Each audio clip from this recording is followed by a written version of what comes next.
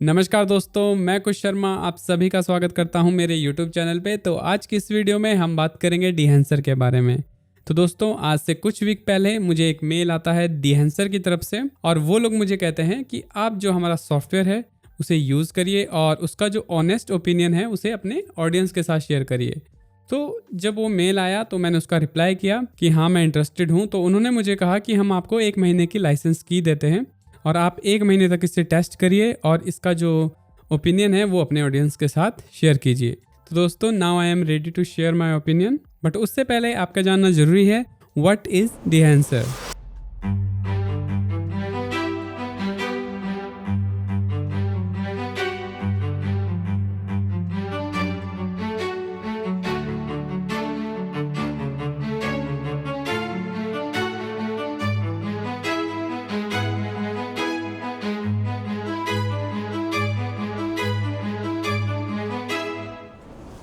तो डिहेंसर एक film emulation plugin है दोस्तों। अब आप बोलोगे फिल्म एमुलेशन क्या होता है? फिल्म एमुलेशन दोस्तों एक टेक्निक होती है जिसमें हम क्या करते हैं, डिजिटल जो हमारी फुटेजेस है दोस्तों उनको हम कलर ग्रेडिंग की मदद से इस हिसाब से चेंज करते हैं कि वो लगे कि वो फिल्म पे शूट हुई है। अब फिल्म पे शूट होने का क्या मतलब है, जैसे दोस्तों पहले के टाइम में जो कैमरास होते थे, एनालॉग कैमरास कुछ इस तरह के, मैं यहाँ पे दिखा दूंगा, उसमें रील्स लगती थी, उसको हम फिल्म कहते हैं। उस पे जो शूट होते थे उसके कुछ कैरेक्टरिस्टिक्स होते थे जो कि जैसे बहुत ही बढ़िया जो स्किन टोन्स आती थी उसमें, और उसमें ग्रेन इफेक्ट देखने को मिलता था, हेलेशन, और उसमें ग्लो आपको स्किन के ऊपर या ब्राइटर एरिया जो होता था उस पर ग्लो देखने को मिलता था। सो वो नेचुरली उसमें जो दोस्तों कैप्चर होता था उसे हम किसी सॉफ्टवेयर में ले जाके नहीं करते थे, वो नेचुरली कैमरे में कैप्चर होता था।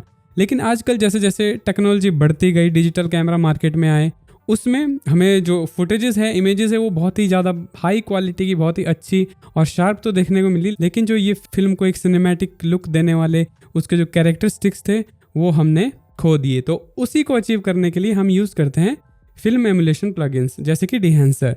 सो डिहेंसर भी एक फिल्म एमुलेशन प्लगइन है दोस्तों। आई होप आप समझ गए होंगे। आगे की बात हम सीधा करते हैं कंप्यूटर स्क्रीन पे, बट उससे पहले लेट्स रोल द इंट्रो।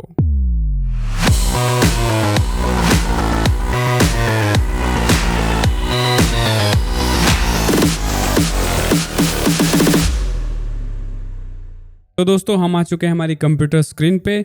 यहाँ पे आप देख सकते हो ऑलरेडी मैंने एक फुटेज को इंपोर्ट किया है जिसके ऊपर मैं आपको दिखाने वाला हूँ कि किस तरह से आप डिहेंसर को अच्छे तरीके से यूज़ कर सकते हो। तो चलिए चलते हैं सीधा कलर पेज पे। सो जैसे ही आप कलर पेज पे आओगे दोस्तों, हम अपनी जो लॉग फुटेज है उसे कन्वर्ट करेंगे रेक 709 में। ठीक है, उसके लिए सबसे पहले क्या करना है, आपके पास 2 तरीके हैं।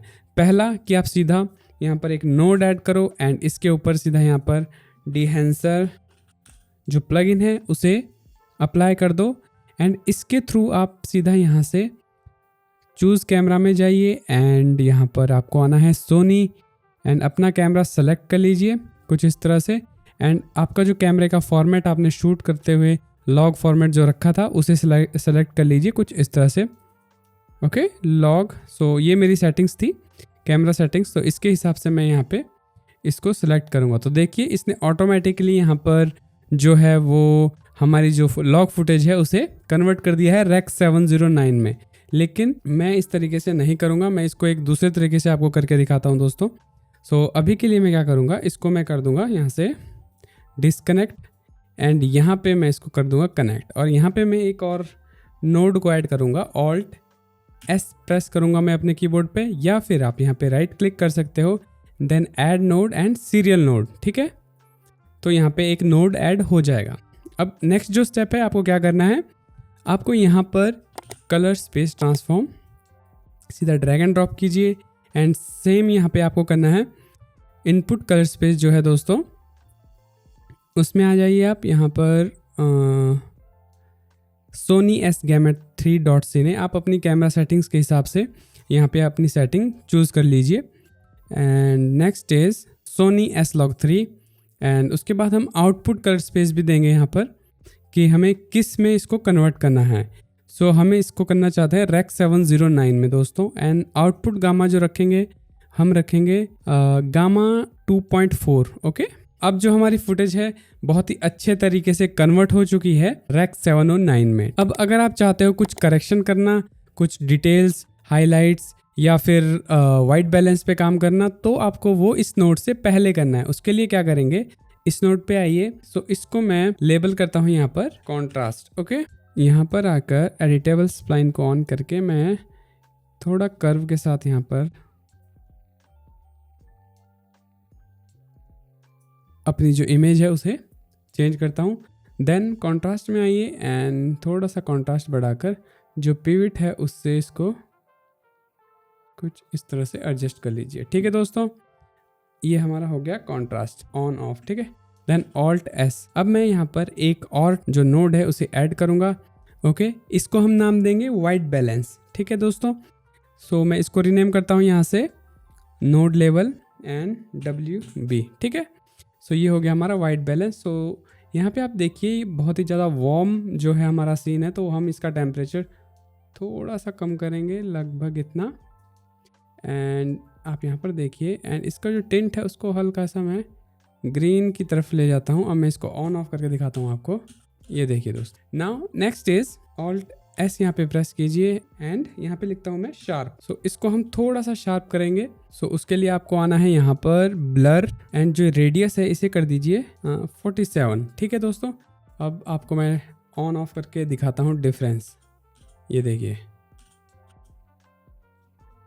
इवन आप यहाँ पे देखिए of on off on off on. Okay दोस्तों, सो इससे हमारी जो हाइलाइट्स है वो डिटेल्स है थोड़ी और ज़्यादा पॉप आउट हो गई है, थोड़ी और ज़्यादा हाईलाइट हो गई है। ठीक है, अब नेक्स्ट हम क्या करेंगे दोस्तों, यहीं पे कंट्रास्ट में आके मैं थोड़ी सी इसकी हाईलाइट को कम कर दूंगा, लगभग इतना। अब यहाँ पे मैं इसको ऑन ऑफ करके दिखाता हूँ आपको। ये देखिए, ये है हमारी जो पहले हमने रेक 709 में कन्वर्ट किया था वो, एंड ये after some correction. Okay, then अब नेक्स्ट जो स्टेप है, अब हम अप्लाई करेंगे डिहेंसर को। सो हम अप्लाई करेंगे after this colour space transform node. तो उसके लिए क्या करना है, ऑल्ट एस प्रेस कीजिए एंड यहाँ पर मैं अब अप्लाई करता हूँ डिहेंसर। ठीक है दोस्तों, सो मेरा मानना यह है कि आप भी अपने जितने भी जो करेक्शन करना चाहते हैं CST से पहले ही करिए, क्योंकि उससे पहले जो हमारी फुटेज होती है वो लॉग में होती है, उसके अंदर बहुत सारी डिटेल्स होती है, उसकी डायनामिक रेंज बहुत अच्छी होती है।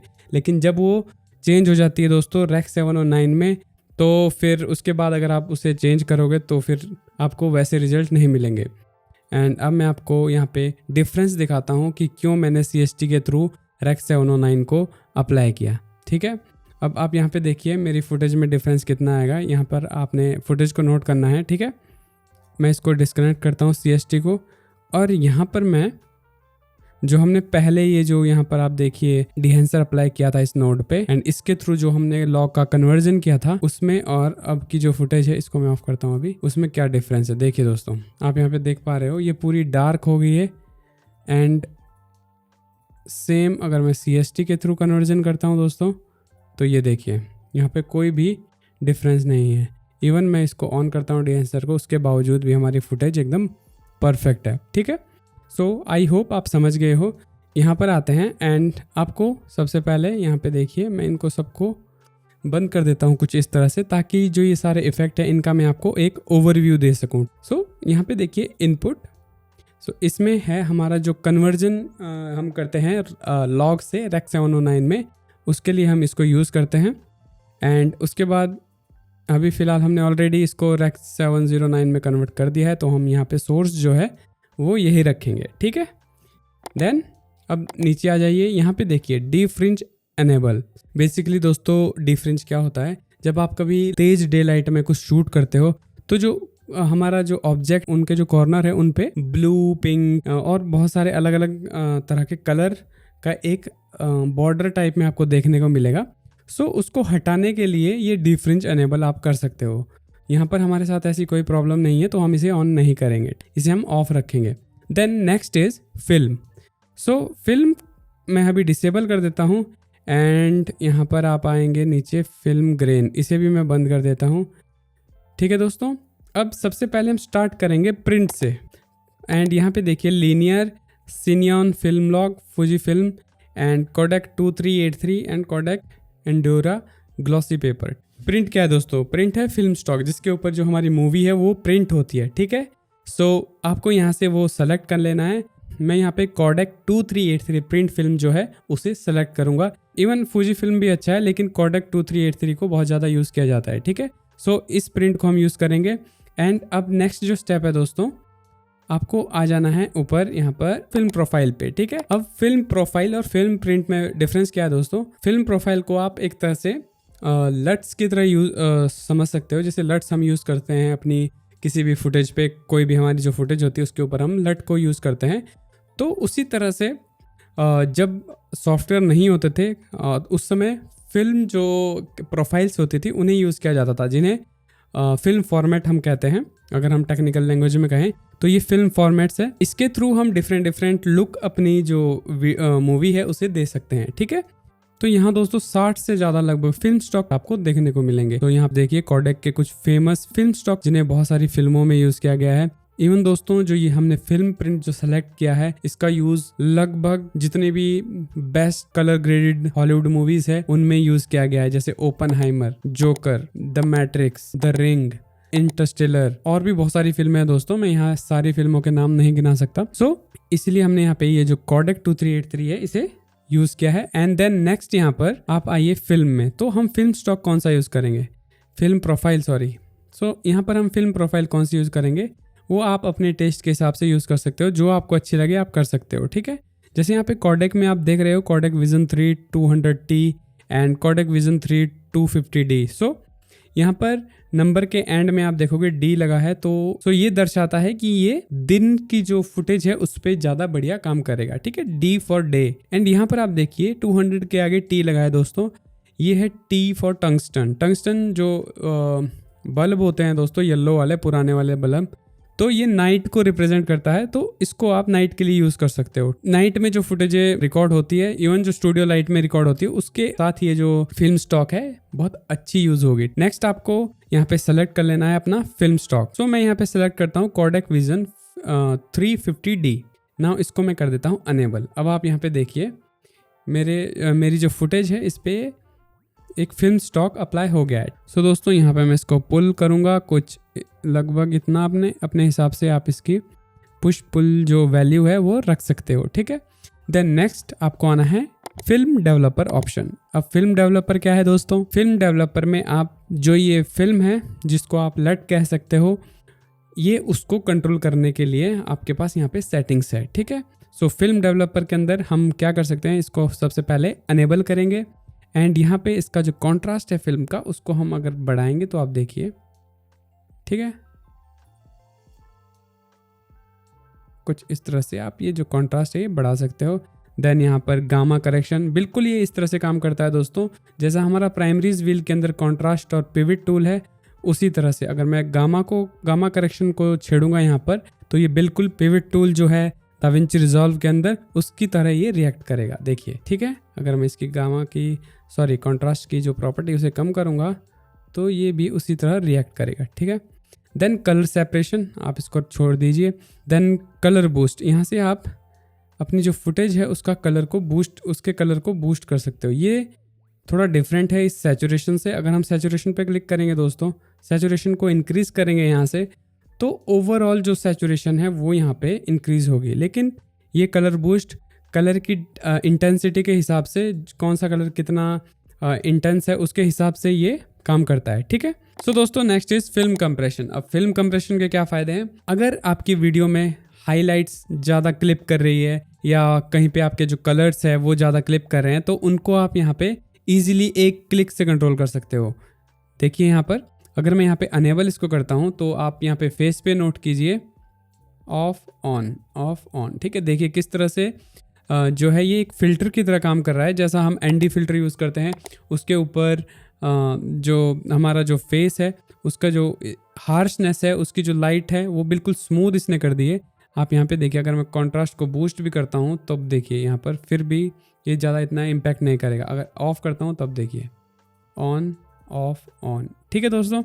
अब इनको मैं ऑफ दोनों को क्लोज करता हूँ यहाँ पे। देन आते हैं नेक्स्ट एक्सपेंड पे। सो दोस्तों एक्सपेंड में क्या है, वेरी सिंपल, जैसा आप यहाँ पे देख सकते हो ब्लैक पॉइंट वाइट पॉइंट, इससे आप जो आपके डार्क एरिया है उसको आप इस तरह से कंट्रोल कर सकते हो। जो आपका सिर्फ डार्क एरिया है उसकी ब्राइटनेस को कम ज़्यादा कर सकते हो, ठीक है। एंड आपका नेक्स्ट है वाइट पॉइंट। अगर आप वाइट पॉइंट की हाईलाइट्स को बढ़ाना चाहते हो तो आप यहाँ से वो भी कंट्रोल कर सकते हो। तो यहाँ पे देखिए नेक्स्ट इज़ प्रिंट, इसके बारे में मैंने ऑलरेडी आपको बता दिया है। देन इसको हम करते हैं क्लोज। सो फ्रेंड्स नेक्स्ट आ जाइए कलर हेड पे। यहाँ पे आप देखिए येलो, ब्लू, मैजेंटा, ग्रीन, सयान, रेड। सो इनको देख के आपको कंफ्यूज नहीं होना है। आप यहाँ पे देखिए ह्यू, यहाँ पे अगर आप ह्यू चेंज करोगे तो आप स्क्रीन पे देखिए आपका जो कलर है वो डिफरेंट तरीके से यहाँ पर चेंज हो रहा है। ठीक है, इसको मैं रीसेट करता हूँ अभी फ़िलहाल। एंड यहाँ पर इसी को इन्होंने स्प्लिट कर दिया है 3 डिफरेंट भाग में, येलो, ब्लू, मैजेंटा, ग्रीन, सयान, रेड। अगर मैं इनको गैंग यहाँ पे क्लिक करूँ, ऑन करूँ, तो ये देखिए ये भी बिल्कुल उसी तरह से काम करेगा। बस थोड़ा सा इसका जो इम्पैक्ट है वो थोड़ा इसके मुकाबले कम होगा। ठीक है, ओके। देन इसको मैं अनचेक करता हूँ। देन यहाँ पर आइए, यहाँ पर देखिए shadow tone, mid tone, highlight tone. So इसको देख के भी आपको कंफ्यूज नहीं होना है। आप यहाँ पे देखिए टेम्परेचर, अगर मैं यहाँ पे टेम्परेचर को इंक्रीज़ करता हूँ तो ओवरऑल जो फुटेज है उसका टेम्परेचर चेंज होता है। बट यहाँ पे देखिए shadow tone, mid tone and then highlights tone. इसका मतलब क्या है, इन्होंने इसी टेम्परेचर को 3 डिफरेंट भागों में स्प्लिट कर दिया है। अब यहाँ पे आप क्या कर सकते हो, आप यहाँ पे हाईलाइट्स का टेम्परेचर अलग से चेंज कर सकते हो, मिड टोन का अलग से चेंज कर सकते हो एंड शेडोज़ जो है उनका टेम्परेचर अलग से चेंज कर सकते हो। ठीक है, करके देख लीजिए, चाहे मैं यहाँ पे करके दिखाता हूँ, देखिए कुछ इस तरह से। ठीक है दोस्तों। सो दोस्तों नेक्स्ट है फिल्म ग्रेन। ये सबसे पावरफुल टूल है दोस्तों इस प्लगइन का। इसी की वजह से कई लोग इसको ख़रीदते भी है, क्योंकि ये इतना नेचुरल है, जैसा बिल्कुल रियल जो हमें फिल्म पे इफ़ेक्ट देखने को मिलता है, लगभग उसी के आसपास ये भी रिज़ल्ट आपको देता है। ठीक है, अगर मैं इसको ऑन करता हूँ तो आप यहाँ पे देखिए एक नेचुरल फिल्म ग्रेन यहाँ पे इफ़ेक्ट आपको देखने को मिलेगा, ये देखिए। ठीक है दोस्तों, इवन आप यहाँ पर इसको चेंज करोगे, देखिए अगर आप ISO को बढ़ाते हो एंड mm को बढ़ाते हो तो यहाँ पर जो ग्रेन का जो साइज है वो छोटा हो जाएगा।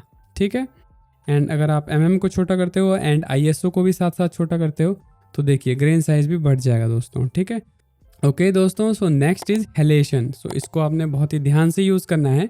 हेलेशन इतना परफेक्ट नहीं है जैसा हेलेशन आपको फुटेज में मिलता है देखने को, लेकिन आप इसे परफेक्ट बना सकते हो। अगर मैं इसको ऑन करता हूँ एंड यहाँ पर मैं मास्क, आप देखिए इसको भी ऑन करता हूँ तो जहाँ जहाँ हेलेशन अप्लाई हो रहा है वहाँ आपको दिखाई देगा, देखिए। एंड इवन यहाँ से आप इसे कंट्रोल कर सकते हो। अगर मैं इसको यहाँ पर रखता हूँ सबसे ज़्यादा 8 mm पे, सो देखिए। एंड अगर मैं मास्क ऑफ करता हूँ तो ये देखिए आप यहाँ पर देख सकते हो। बेसिकली दोस्तों हेलेशन क्या है, जब जो लाइट है वो हमारी जो फिल्म है उससे टकराती है तो उससे कुछ लाइट वापस रिफ्लेक्ट होती है, कुछ रेड और येलो लाइट वापस रिफ्लेक्ट होती है। तो उस रिफ्लेक्शन की वजह से जहाँ जहाँ हाइलाइट्स होती है हमारी फुटेज में, वहाँ पे हमें ये इफ़ेक्ट देखने को मिलता है। ठीक है, और ये फिल्म में नेचुरली क्रिएट होता है दोस्तों। सो यहाँ से हम इसको सॉफ्टवेयर के थ्रू जनरेट कर सकते हैं एंड इवन इसको भी हम कस्टमाइज़ कर सकते हैं यहाँ से। सो यहाँ पे देखिए सोर्स लिमिटर।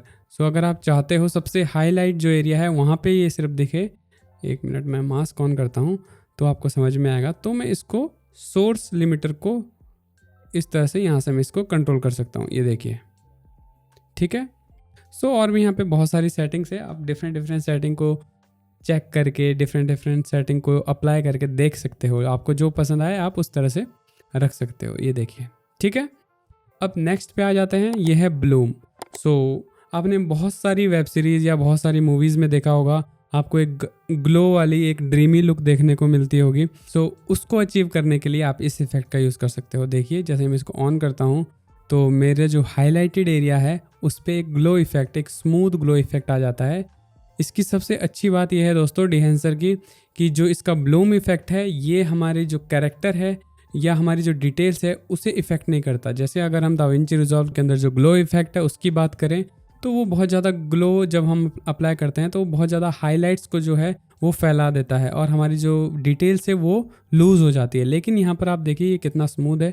अगर मैं इसका साइज़ भी बढ़ाऊँ, यहाँ पर जो ग्लो का साइज़ है उसके बावजूद भी जो हमारी डिटेल्स है वो विजिबल है। ठीक है, सो यहाँ पर मैं फ़िलहाल अभी के लिए इसको रखता हूँ एंड इसकी इंटेंसिटी थोड़ी बढ़ा दूँगा कुछ इतनी। अब देखिए, ओके। सो इसको आप इस तरह से यूज़ कर सकते हो दोस्तों। ठीक है, अब ब्लूम के बाद आप आ जाइए यहाँ पर फिल्म डैमेज पे। ठीक है दोस्तों, यहाँ पे देखिए film damage. So film damage आपने देखा होगा। सो दोस्तों फिल्म डैमेज के तो आपको नाम से ही समझ आ रहा होगा। जैसे ही मैं इसको अनेबल करूँगा तो इसके ऊपर स्क्रैचेस, जिटर ऑटोमेटिकली आपको देखने को मिलेंगे, जो कि लोग आजकल ओवरले फुटेज यूज़ करके बेसिकली बनाते हैं, जो कि बहुत ही फ्लैट और अननेचुरल देखने को लगता है। इवन आपकी जो फुटेज की जो डिटेल्स है वो भी यहाँ पे लूज़ हो जाती है। ठीक है, लेकिन ये बिल्कुल नेचुरली तरीके से यहाँ पे जनरेट करता है आपके जो फिल्म है उसके ऊपर जो डैमेज इफेक्ट है उसको। ठीक है, सो दोस्तों next one is film breath. So film breath में जैसे ही आप ऑन करोगे तो आपके जो स्क्रीन है उसके ऊपर कुछ फ्लक्चुएशन आपको देखने को मिलेगी आपकी हाइलाइट्स और सैचुरेशन में। सो ये भी एक अच्छा इफेक्ट है दोस्तों अपनी फिल्म को और ज़्यादा सिनेमैटिक और नेचुरल बनाने के लिए। ठीक है, नेक्स्ट है दोस्तों गेट वेव। जैसे ही आप इसको ऑन करोगे तो आप नोट करोगे कि आपकी जो फुटेज है उसमें एक लिटिल जिटर वाइब्रेशन आपको देखने को मिलेगी। ये देखिए, ठीक है, आप ये अपने हिसाब से रख सकते हो। सो एक फिल्मिक लुक देने के लिए आप इसका यूज़ भी कर सकते हो। तो दोस्तों नेक्स्ट है ओवरस्कैन। सो ओवरस्कैन क्या है दोस्तों, मैं दिखाता हूँ आपको। ये भी काफ़ी यूज़फुल है अगर आप म्यूज़िक वीडियोस वगैरह बनाते हो तो उसमें ये बहुत यूज़ होगा। ये इफ़ेक्ट कुछ ओवरले टाइप के हैं, देखिए। बस यहाँ पे फ़र्क इतना है कि आप इनको कंट्रोल कर सकते हो। यहाँ पर इसका एक्सपोजर कुछ इस तरह से बढ़ा सकते हो, यहाँ पे नोट कीजिए। एंड इवन आप इसको हॉरिजेंटल या वर्टिकल कुछ इस तरह से यूज़ कर सकते हो। एंड डिफरेंट टाइप के आपको यहाँ पे गेट टाइप इसको देखने को मिलेंगे। ठीक है, कुछ इस तरह से। सो दोस्तों आपको ये सारी चीज़ें इंटरनेट से डाउनलोड करने की ज़रूरत नहीं है, यहाँ पर आपको ये मिलेंगे। एंड ये बिल्कुल नेचुरल भी दिखेंगे। जो आप इंटरनेट से डाउनलोड करोगे वो एक ओवरले की तरह काम करेगा। यहाँ पे आपको डिफरेंट वेरिएशन मिलेंगे। इवन आप इसको कंट्रोल कर सकते हो, लेंस जूम यहाँ से, एंड इसको स्केल कर सकते हो कुछ इस तरह से। ठीक है, तो दोस्तों नेक्स्ट इफेक्ट है विनिएट। तो विनिएट पे आके दोस्तों सबसे पहले हम करेंगे इसे अनेबल। एंड यहाँ पर मास्क को अनेबल कीजिए एंड जिस ऑब्जेक्ट को आप हाईलाइट करना चाहते हो उस पर ये मास्क को लेके आइए एंड देन ऑफ कीजिए। एंड इसका एक्सपोजर आप बढ़ा सकते हो, कम कर सकते हो। एंड यहाँ से आप इसका साइज़ भी बढ़ा सकते हो। एंड यहाँ से आप इसका फैदर भी कंट्रोल कर सकते हो। ये देखिए कुछ इस तरह से, ऑफ ऑन ऑफ ऑन। ठीक है दोस्तों, सो ये विनिएट है, इसका आप यूज़ कर सकते हो अपनी वीडियोज़ में। अभी के लिए मैं इसको ऑफ करता हूँ। सो दोस्तों नेक्स्ट है मॉनिटर। यहाँ से आप अपने कलर्स को मॉनिटर कर सकते हो और अपनी हाइलाइट्स वगैरह, अगर आपके फुटेज में कुछ क्लिप हो रहा है तो वो आप यहाँ से इंडिकेट इन ऑप्शन से चेक कर सकते हो। ठीक है, सो इसको मैं अभी के लिए क्लोज करता हूँ। देन नेक्स्ट है आउटपुट। सो आउटपुट में टोटल जो हमने इफेक्ट क्रिएट किया है उसको यहाँ से हम कंट्रोल कर सकते हैं। आपको कितना चाहिए, किस हिसाब से चाहिए, सो उसका इम्पैक्ट यहाँ से हम कंट्रोल कर सकते हैं। ठीक है, देन दोस्तों नेक्स्ट है लट जनरेटर। सो बेसिकली जो भी आपने इफेक्ट बनाया है, अगर आप इसको सेव करना चाहते हो तो यहाँ से एक्सपोर्ट लट कीजिए एंड बाद में इसको एक लट की तरह आप यूज़ कर सकते हो अपनी फुटेज के ऊपर। ठीक है, बट शर्त यह है दोस्तों कि आपके पास डिहेंसर होना चाहिए, तभी आप यहाँ से जनरेट की हुई लट को यूज़ कर पाओगे। सो दोस्तों नेक्स्ट है ऑप्शन। यहाँ पर आपके डिहेंसर जो टूल है उसके बारे में, उसके लाइसेंस की इन्फो है एंड आपकी प्रोफाइल यहाँ से खुल जाएगी डिहेंसर की। और अगर आप इसको डिसेबल करना चाहते हो तो यहाँ से डिसेबल कर सकते हो। ठीक है, तो दोस्तों अब बात कर लेते हैं इसके कुछ प्रोज एंड कॉन्स के बारे में। तो सबसे पहले बात करते हैं प्रोज के बारे में। सो दोस्तों सबसे पहला जो पॉइंट है यहाँ पर वो है रियलिस्टिक फिल्म एमुलेशन। सो इसके अंदर जो भी अलग अलग तरह के जो स्टॉक्स आपको देखने को मिलते हैं एंड कलर्स, ग्रेन्स, टेक्सचर, जो भी इसके अंदर इफेक्ट्स है दोस्तों, वो आपकी जो फुटेजेस है उसके ऊपर बहुत ही ज्यादा रियलिस्टिक तरीके से काम करते हैं। एंड नेक्स्ट जो पॉइंट है वो है कॉम्प्रिहेंसिव टूल्स, या आप कह सकते हो लॉट्स ऑफ टूल्स। इसके अंदर आपको दोस्तों बहुत सारे टूल्स मिलते हैं जैसे grain, halation, blooming and colour grading के लिए दोस्तों आपको तरह तरह के यहाँ पर जो टूल्स है वो देखने को मिलते हैं। एंड नेक्स्ट जो यहाँ पे पॉइंट है दोस्तों वो है हाई क्वालिटी ग्रेन सिमुलेशन। सो आपको ग्रेन अब कहीं से भी आपको ओवरली जो फुटेजेस है वो डाउनलोड करने की ज़रूरत नहीं है दोस्तों, क्योंकि इसके अंदर आपको एक्यूरेट फिल्म ग्रेन जो देखने को मिलता है फिल्म पे वो आपको डिहेंसर प्रोवाइड करवाता है। ठीक है, एकदम ऑर्गेनिक जो टेक्सचर है दोस्तों उसके साथ। एंड नेक्स्ट पॉइंट है दोस्तों एडवांस कलर मैनेजमेंट। सो इसके अंदर आपको प्रिसाइज कलर ग्रेडिंग के लिए बहुत सारे टूल्स ये अवेलेबल कराता है। बहुत सारे जो फिल्म स्टॉक्स है जैसा कि मैंने पहले भी कहा है 60 से ज्यादा फिल्म स्टॉक्स ये आपको देता है यहाँ पर। एंड नेक्स्ट यहाँ पर पॉइंट है दोस्तों non destructive workflow. So non destructive से आप जैसा कि समझ सकते हो ये आपकी जो मेन फुटेज है दोस्तों उसको खराब नहीं करता है जब भी आप उसके ऊपर इफेक्ट अप्लाई करते हो। ये एक लेयर की तरह आपकी जो फुटेज है उसके ऊपर काम करेगा जिसे आप कभी भी ऑन या ऑफ कर सकते हो। सो लास्ट पॉइंट है दोस्तों कंपैटिबिलिटी। सो इसको आप बहुत सारे सॉफ्टवेयर पे यूज कर सकते हो जैसे कि DaVinci Resolve, Premiere Pro, Final Cut Pro. Even दोस्तों आप इसको मोबाइल पर भी यूज कर सकते हो। इनका एक ऐप है वो मोबाइल के लिए भी आता है। ठीक है, एंड दोस्तों ये थे इसके कुछ प्रोज। एंड जहाँ कुछ प्रोज होते हैं वहाँ कुछ कॉन्स भी होते ही हैं। तो अब बात कर लेते हैं इसके कॉन्स के बारे में। सो सबसे पहला जो पॉइंट है दोस्तों वो है कॉम्प्लेक्स फॉर बिगिनर्स। अगर आप एक बिगिनर हो, आपको फिल्म मेकिंग की नॉलेज नहीं है, आपको कलर ग्रेडिंग की नॉलेज नहीं है, तो ये आपके लिए थोड़ा सा कॉम्प्लेक्स हो सकता है। ठीक है, एंड नेक्स्ट पॉइंट है हाई सिस्टम डिमांड्स। तो दोस्तों अगर आप किसी हाई रेस फुटेज पे काम कर रहे हो किसी पुराने सिस्टम में जिसकी जो ग्राफिक्स कार्ड प्रॉपर्टीज है, रैम बहुत ही आउटडेटेड है, तो उस पे आपकी परफॉर्मेंस बिल्कुल स्लो हो सकती है दोस्तों। सो मेक श्योर आपका जो पीसी जो बिल्ड हो उसकी कॉन्फ़िगरेशन जो है वो बहुत ज़्यादा हाई होनी चाहिए। ठीक है, बाकी आप इनकी वेबसाइट पे जाके देख सकते हो जिसपे इन्होंने बताया है कि इनके जो प्लगइन्स है उसको रन करने के लिए मिनिमम पीसी स्पेसिफिकेशन क्या होनी चाहिए या आपके मैक की जो रिक्वायरमेंट है वो क्या होनी चाहिए। ठीक है, एंड अब उसके बाद जो नेक्स्ट है दोस्तों नेक्स्ट जो पॉइंट है वो है लिमिटेड फिल्म लुक। अगर आपको मॉडर्न और क्लीन डिजिटल लुक चाहिए दोस्तों तो ये आपके लिए सुटेबल नहीं हो सकता है मे बी, क्योंकि इसके अंदर ज्यादातर जो फिल्म स्टॉक्स वगैरह है या जो इफेक्ट्स है वो पुराने विंटेज टाइप के स्टाइल के हैं। सो अगर आपको एक मॉडर्न लुक चाहिए तो इसमें आपको जो टूल्स मिलेंगे थोड़े कम मिलेंगे। इवन आप बना सकते हो, ऐसा कुछ नहीं है कि आप इसके साथ नहीं कर सकते हो। अगर आप क्रिएटिव हो तो आप इसकी मदद से मॉडर्न लुक पे बना सकते हो, लेकिन जो फिल्म स्टॉक्स है वो मॉडर्न लुक के हिसाब से थोड़े कम है इसके अंदर। ठीक है, देन नेक्स्ट है दोस्तों प्राइस। सो ये एक पेड प्लगइन है दोस्तों।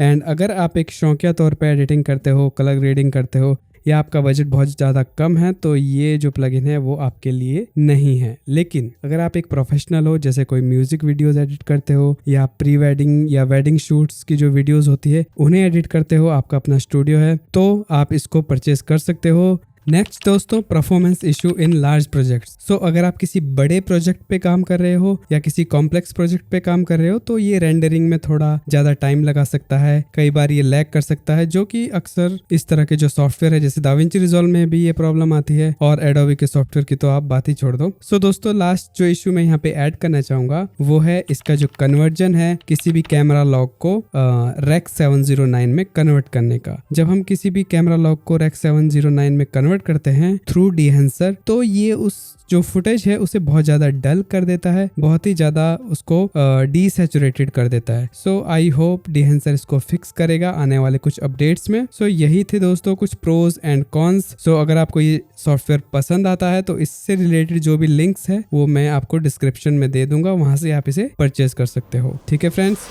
तो दोस्तों मुझे उम्मीद है आपको ये वीडियो पसंद आया होगा। अगर आप ये प्रोडक्ट को परचेज करना चाहते हो तो प्लीज़ मेरा जो कूपन कोड है उसे यूज़ करना ना भूलें, इस पे आपको 10% ऑफ मिलेगा। एंड ऑल्सो मैं आपको दो चीज़ें और बताना चाहूँगा यहाँ पर।